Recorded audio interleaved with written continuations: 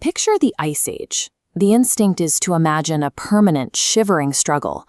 We picture desperate ancestors huddled in caves, consumed every waking second by the brutal reality of just trying to stay alive.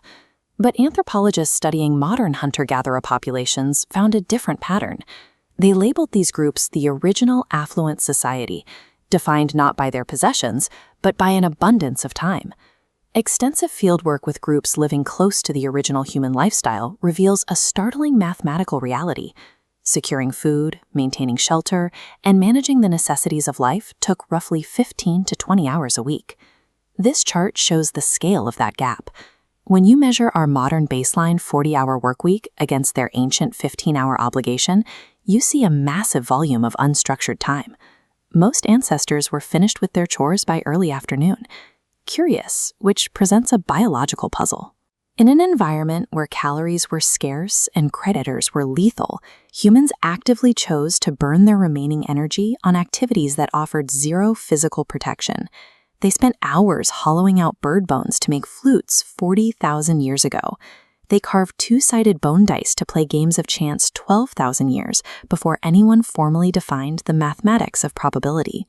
Expending precious energy to make music and play games while surrounded by apex predators seems like a terrible strategy.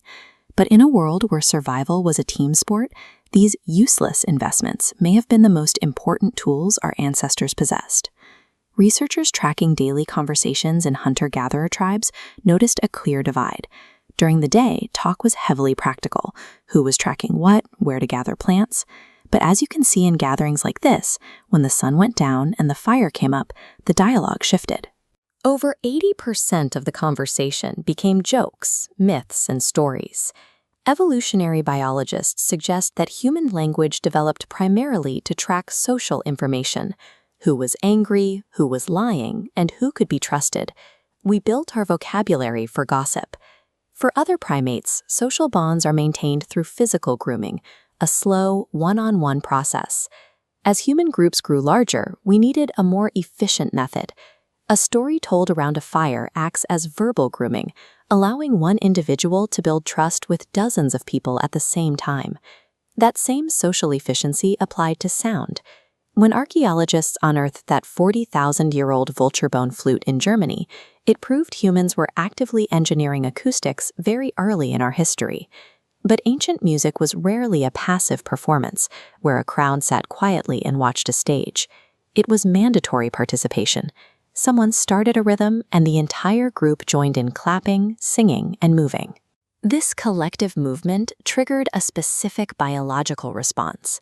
Singing and dancing in a group floods the brain with endorphins, aligning the participants into a single, synchronized emotional state.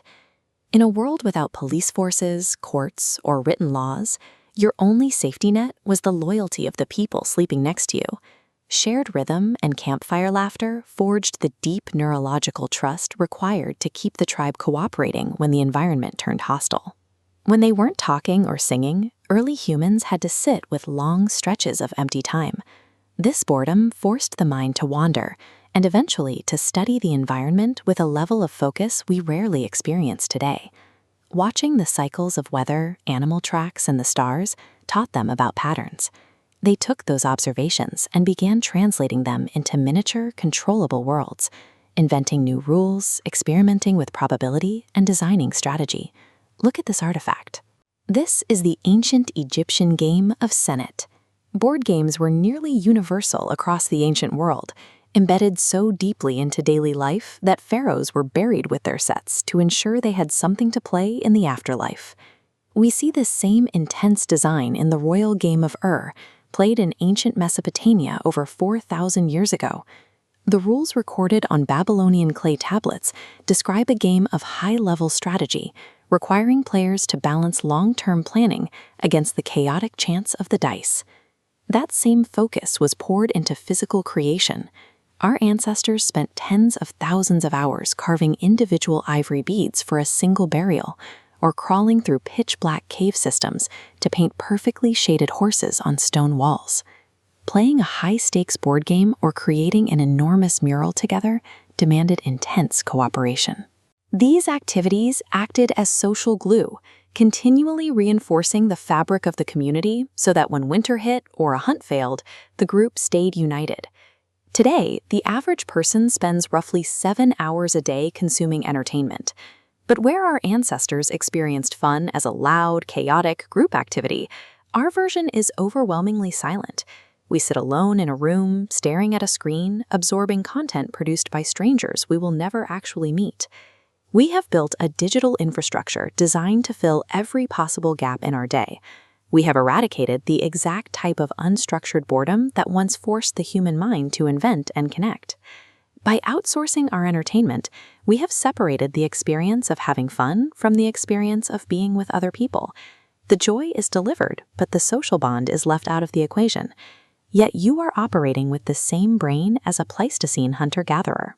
Your neurobiology is still hardwired to expect joy to come from communal creation.